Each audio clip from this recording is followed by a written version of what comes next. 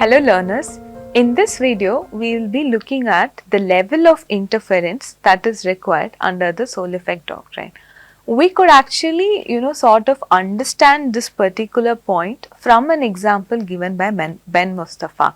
So here he gives an example to make his question what should be the level of interference. For example, let's say if there is a factory and the government comes out with a measure and says a factory has to be closed down, it is relatively easier for us to understand that there is expropriation because the factory is closed down now. But let's say the government comes up with the order and asks the factory to shut down its operation for 1 day a week, then does that amount to expropriation? Even assuming that this particular factory was targeted and the government did not give any reason as to why it does not want the factory to run all days of the week. So no reason is given, but it merely stated that 1 day a week the factory has to be shut down. Right. So without assigning any reason, or even by targeting only this particular factory, if we have to decide the question of expropriation, the high threshold may not be met in this case given the unreasonableness of the measure. So Ben Mustafa concludes by saying that even the unreasonableness of a measure cannot sort of lower the threshold. So if we apply Soul effect doctrine, what we see is that there is a high threshold that has to be met by the governmental measure for the tribunal to conclude that the governmental measure results in expropriation. So this is the example given by him. Now similar sentiment can be seen in the approach of Teleanor tribunal as well. In Teleanor case, the tribunal stated that any governmental measure cannot be considered as expropriation. So government can come out with n number of measures, and the investor at the time of making the investment should be aware that there could be some regulatory changes, right? So the governmental measure could create impediments also.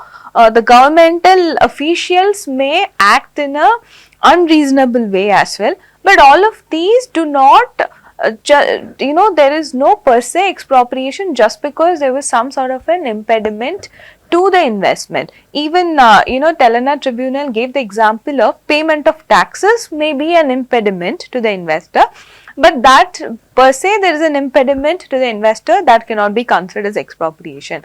Then the Teleanor tribunal went ahead and said that the governmental conduct will be considered as expropriation only if there is major adverse effect on the economic value of the investment. So here we could see that the Teleanor tribunal is emphasizing on the fact that there should be major adverse effect on the economic value of the investment. So similarly, we can see that the advocates of Soul effect doctrine and all of them are arguing on the fact that since there is a high threshold for considering a governmental measure to be expropriatory, the regulatory power of the host state is not in any danger if at all the tribunal undertakes Soul effect's approach.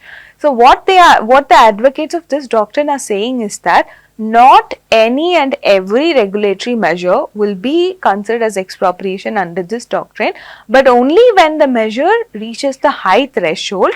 So therefore, they are advocating for this approach by the tribunal to decide the question whether the governmental regulatory measure is expropriatory measure or not.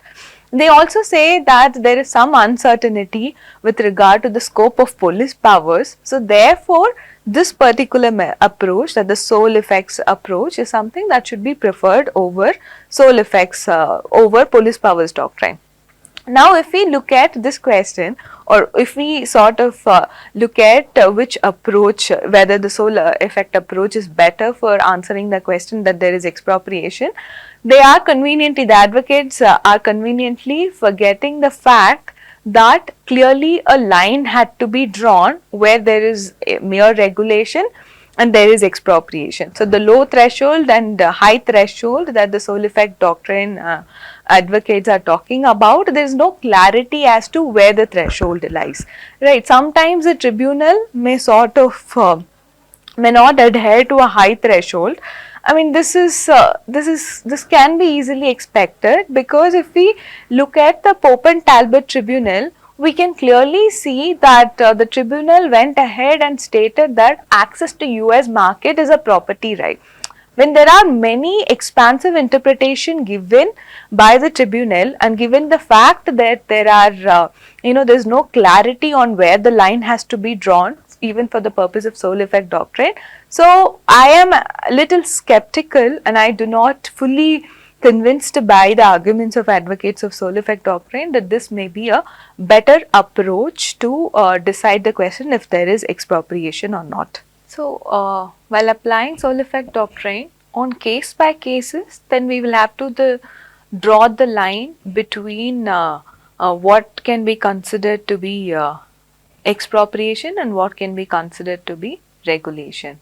So since this is something drawn on case by case basis, so what we are looking at is there could be some inconsistencies in the approach of the tribunal, because the line is drawn on case by case basis, and I am safely saying this given the large amount of inconsistency in the approaches of the tribunal. So therefore, I am skeptical about how fairly this line will be drawn by the tribunal, or how consistently the line will be drawn by the tribunal, so that a jurisprudence comes out of it. At this juncture, you may ask me one question. So what about the unreasonableness of the measure? I mean, only if since the threshold is high, if the measure is able to meet that threshold, then we say that there is expropriation. So what happened to the unreasonableness? So the example that we discussed of Ben Mustafa, where he concluded that unreasonableness it's not going to lower the threshold, still the threshold remains high, right? I mean, the investor has other treaty protections, and where the unreasonableness could be examined. For instance, if the unreasonableness relate to a discrimination between local and foreign investor, then in that case probably we could say that this may be considered to be a violation of national treatment, or otherwise also unreasonableness could be considered as a factor in case of FET clauses, or fair and equitable treatment as well. Unreasonableness may be covered under any of the other treaty protections, but for the purpose of deciding the question whether the regulatory measure is can be considered as expropriation, then we are looking at the fact of the substantial deprivation on the use or value of the investment while applying the sole effect doctrine.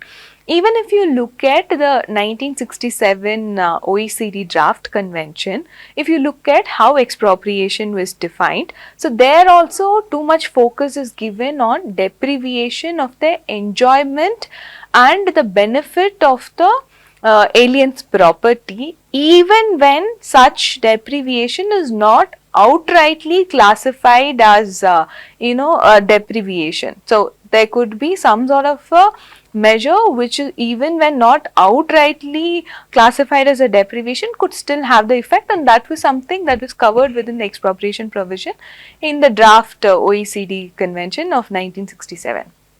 So when too much emphasis is given on deprivation, so then again the question boils down to what sort of a deprivation.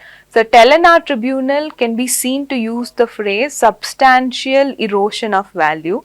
Then you look at Pope and Talbot Tribunal, that tribunal uses the phrase substantial deprivation, but a little more detail as to what sort of a deprivation that we are talking about here is given by Tecumseh Tribunal. Tecumseh Tribunal had spelled out what sort of a deprivation that we need to look at while answering the question of expropriation, and it's clearly stated that deprivation relating to the use or enjoyment of the investment without affecting the legal ownership of the investment, and that the deprivation should not be temporary. So that was clarified in by the Tecumseh Tribunal.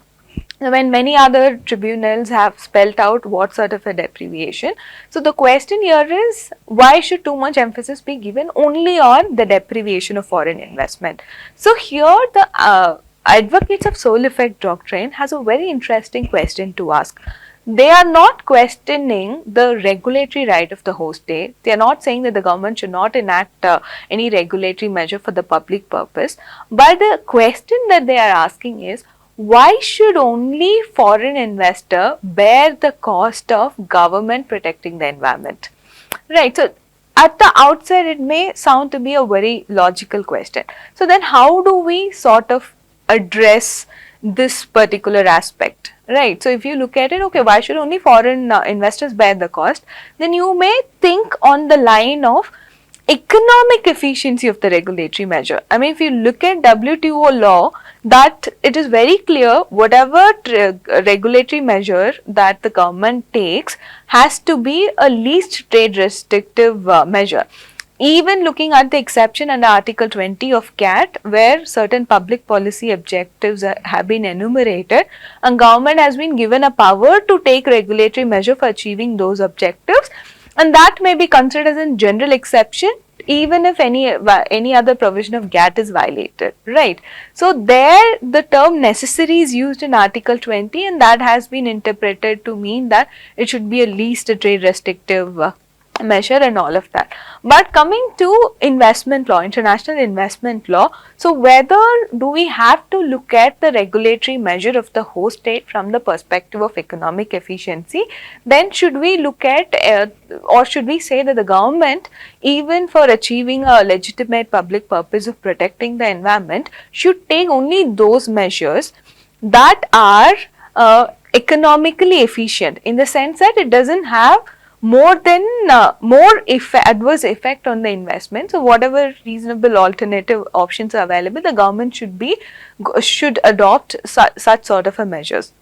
Now, I am not very convinced with this argument, because if we take this route, then I am confronted with the question, what should be the decisive factor for a government to enact a regulatory measure? Should it be the broader purpose of protecting the environment, or should it be looking at what is the measure that will be least restrictive for an economic activity of a foreign investor, right? So I am sort of locked on that particular point. So all of these questions do play a very critical role for taking a decision as to what sort of a regulatory measure should the regulatory measure be taken, what should be the form of a regulatory measure, weighing a sort of a balance. Probably all these questions have to be balanced before the government takes any measure. Even if the government takes a measure, should the tribunal be looking at all these questions in order to arrive at a decision for the question whether the regulatory measure is expropriatory or not. While these questions linger on your mind, let me introduce the second approach that the tribunal undertakes in order to answer the question if the regulatory measure amounts to expropriation, and that approach is police power doctrine. So in the next video, we will be discussing about police power doctrine and what this doctrine entails.